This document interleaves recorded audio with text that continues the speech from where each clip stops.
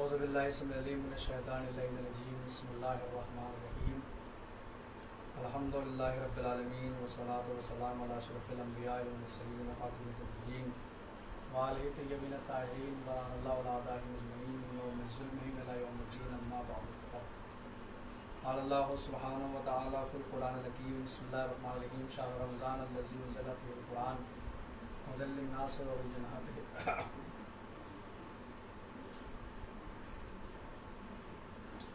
من الهدى والفرقان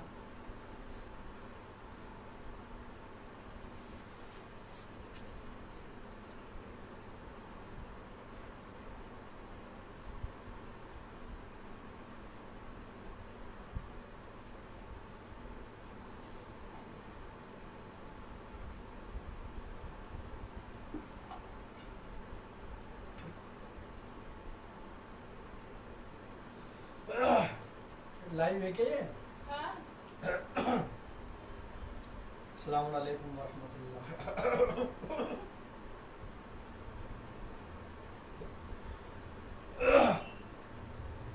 السلام علیکم ورحمۃ اللہ وبرکاتہ.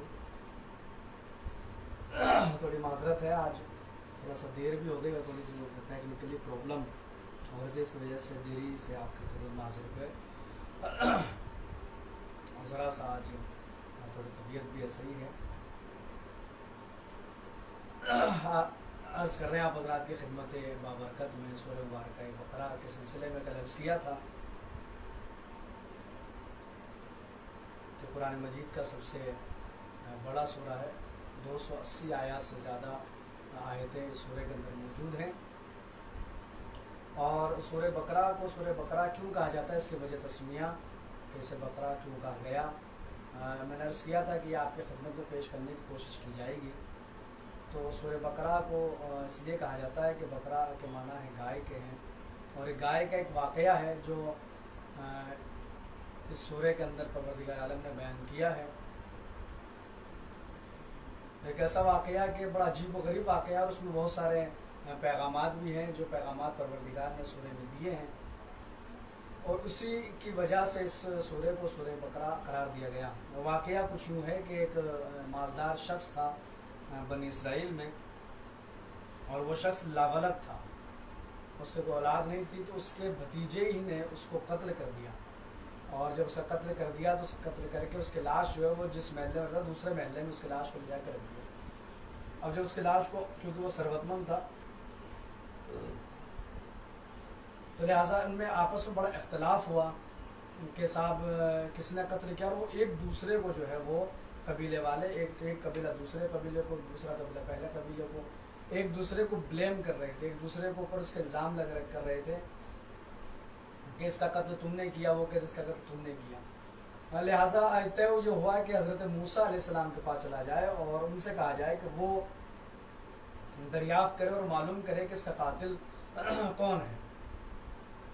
مفسرین کرام یہی بیان کرتے ہیں کہ اور سب اکٹھا ہو کے حضرت موسیٰ علیہ السلام کے پاس پہنچے، اور حضرت موسیٰ سے جا کے ان سے کہا گیا کہ آپ بتائیں کہ اس کا قاتل کون ہے، اور اگر اس کا قاتل معلوم نہ ہوا تو خوریزی ہو جائے گی اور بڑا ماحول فتنہ، ایک بہت بڑا فتنہ ہونے کا اندیشہ تھا. کہ لہٰذا حضرت موسیٰ علیہ السلام نے کہا کہ ٹھیک ہے. حضرت موسیٰ نے طور پہ جا کے پروردگار عالم سے بیان کیا تو وہی ہوئی کہ ان سے کہو کہ گائے کو ذبح کرے اور اس کا ٹکڑا جو ہے وہ اس سے مس کریں. تو جب مس کریں گے تو مردہ زندہ ہوگا، اور زندہ ہو کے اپنے قاتل کا پتہ خود بتائے گا. کہتے حضرت موسیٰ نے جب ان سے کہا تو انہوں نے حضرت موسیٰ سے پلٹ کے کہا کہ کیا تم ہم سے مذاق کر رہے ہو، استہزاء کر رہے ہو، مذاق کر رہے ہو. حضرت موسیٰ علیہ السلام نے کہا کہ میں جاہلوں میں سے نہیں ہوں. اس کا مطلب یہ ہے کہ مذاق کرنا جہالت کی علامت ہے.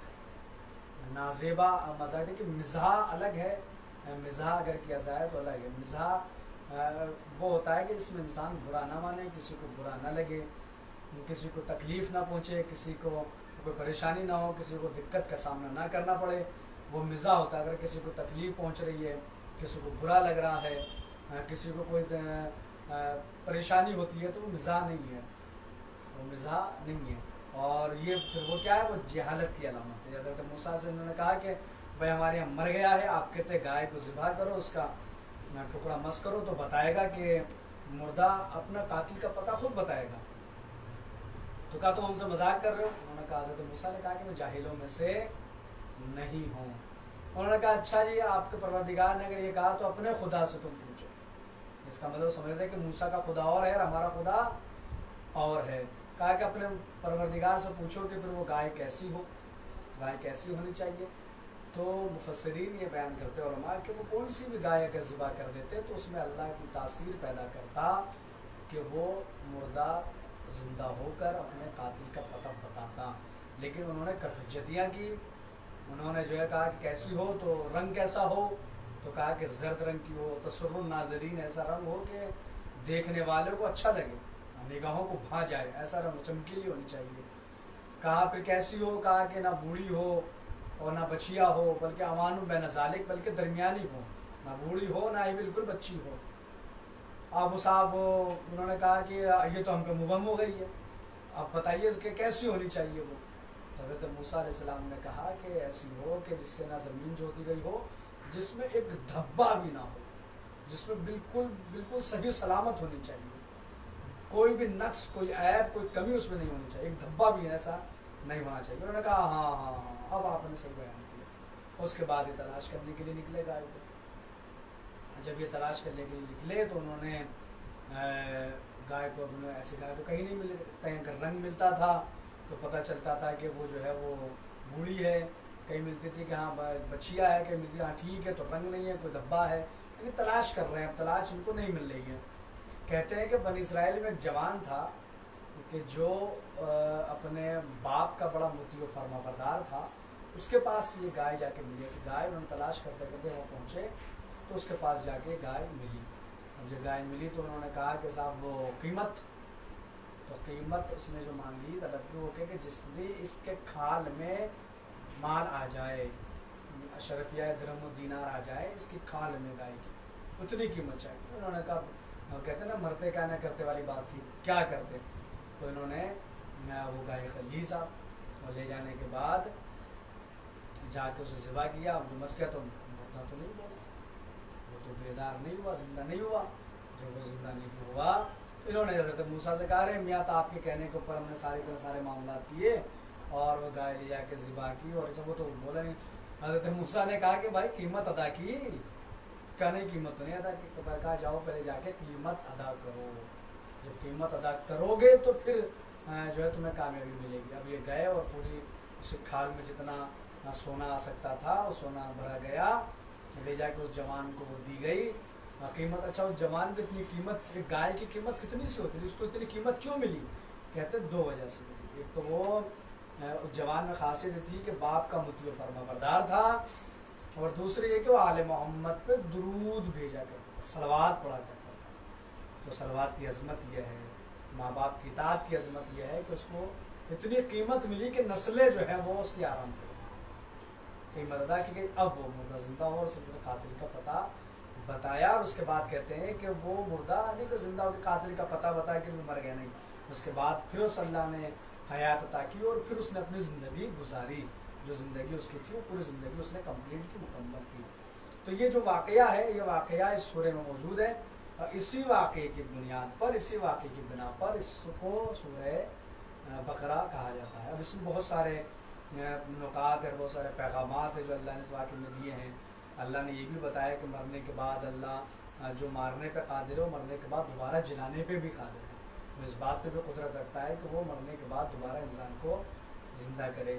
اور یہ بھی بتایا کہ پروردگار نے بتایا کہ ماں باپ کی اطاعت کیا ہے، اور تمام طرح پیغامات اس میں دیتے۔ قیمت، ظاہر سی بات ہے کہ کوئی شے لو تو پہلے اس کی قیمت ادا کرو۔ بہت سے نکات کی طرف پروردگار عالم نے اس مختصر سے واقعے میں پیغامات دینے کی کوشش کی ہے۔ تو یہ یہی واقعہ ہے، اسی واقعے کی بنیاد پر اور اسی واقعے کی بنا پر اس سورہ کو سورہ بقرہ کہا گیا ہے۔ اور چونکہ یہ ایام 20 شروع ہو چکی ہے، شب جو آج کی شب 13 رمضان ہے، اب تو 3 دن تک مسلسل آپ حضرات سے میرا التماس ہے، گزارش ہے کہ 3 دن مسلسل جو ایام 20 کے علاقے درمیانی ایام ہوتے ہیں مہینے کے 13، 14 اور 15، ان شب کے اندر دعائے مجیر کی تلاوت کرنا فراموش نہیں۔ دعائے مجیر کی تلاوت ضرور کریں۔ یہ ایک ایسی دعا ہے جو مفات الجنان تحفۃ العوام دعاؤں کی کتابوں کو مل جائے گی۔ کہتے ہیں کہ حضور سرور کائنات حضرت محمد مصطفیٰ صلی اللہ علیہ وآلہ وسلم آپ جب مقام ابراہیم پہ نماز ادا کر رہے تھے اس وقت جبریل یہ دعا لے کر آئے تھے، اور اس دعا کی تاثیر اور اس دعا کے کثرت سے فوائد بیان کیے گئے۔ اس کا سب سے عظیم فائدہ یہ ہے کہ اگر کوئی شخص مقروض ہے، قرض میں مبتلا ہے، تو یہ دعا پڑھے انشاءاللہ قرض سے ادائیگی ہوگی۔ اگر کوئی بیمار ہے، مرض میں مبتلا ہے، جیسے وبا کا دور چل رہا ہے، سارے پوری انسانیت پریشان ہے، سارے لوگ پریشان ہیں، تو دعائے مجیر کی تلاوت کرنا فراموش نہ کریں۔ خصوصاً اگر کوئی بیمار ہے، کسی بھی مرض مبتلا ہے، تو اس بیمار کو چاہیے کہ حال میں آج کل اور پرسوں 3 دن اس دعا کو فراموش نہ کرے۔ دعائے مجیر کی تلاوت تو پھر میں آپ کو مل جائے گی، مفات الجنان میں مل جائے گی، دعائے مجیر کی تلاوت ضرور کرے۔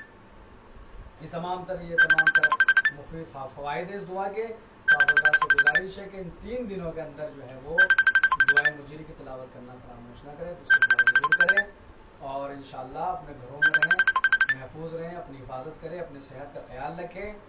اور آج کے لیے جو بھی دیری ہوئی وہ تھوڑا سا ٹیکنیکل پرابلم تھی، اس کے لیے معذرت چاہتے ہیں خود۔ کل پھر انشاءاللہ آپ حاضر ہوں گے، چند معروضات دے کر خدمت میں آپ کو پیش آئیں گے، آپ کی خدمت میں حاضر ہوں گے۔ تو گزارش ہے کہ اب عبادت کریں، روزہ رکھیں، نماز پڑھیں، اپنے گھروں میں رہیں اور اپنی حفاظت رکھیں، اور ہمیں بھی اپنی دعاؤں میں ضرور یاد رکھیں۔ تب تک کے لیے انشاءاللہ کل پھر آپ حاضر ہوں گے۔ وآخر دعوانا ان الحمدللہ رب العالمین، فقط والسلام علیکم۔